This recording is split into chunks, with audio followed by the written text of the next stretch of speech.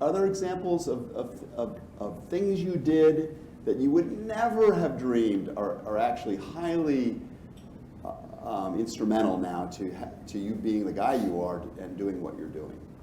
Did you have a job that sort of opened your eyes in some fresh way?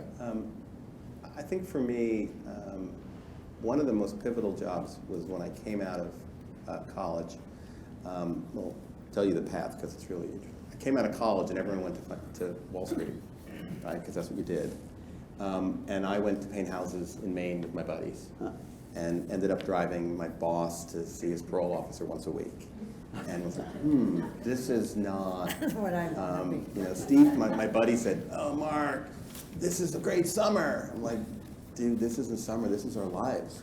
Yeah. And so we promptly got out of that, and I started to work for a nonprofit in New York called New York Cares. I don't know how many folks know Chicago Cares. Anyone volunteer for Chicago Cares? Awesome. So we were the first. There were 2 or 3 people above a nail salon next to Bloomingdale's in an office creating the CARES movement. And New York Cares was taking young professionals out of companies like all of yours and placing them in hands-on volunteer activities in New York. And so at 21 years old, I was in charge of projects and programs, and I traveled the ends of the subway in New York. I got to go to the homeless shelters in New York, which were really welfare hotels. We're talking about homeless before. They're welfare. I mean, like, you go in the morning because if you go after 11, people start waking up. They're scary. They were scary, awful places in the middle of Manhattan, next to the office buildings.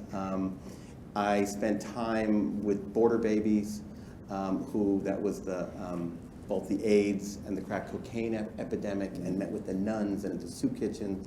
And I learned so much about the issues and the people, and just became passionate about it. It really shaped my desire to have an impact. And one of the things that I learned on that journey was that people didn't know each other across town, right?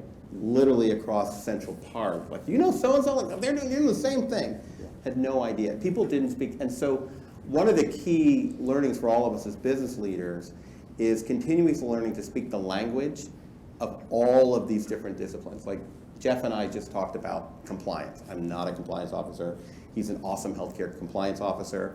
But I can do enough to be dangerous, and I can talk to the accountant, and I can talk to the church leader, right? And I love to, and I think that's the power of what we all can do, is bring these different disciplines together and get curious.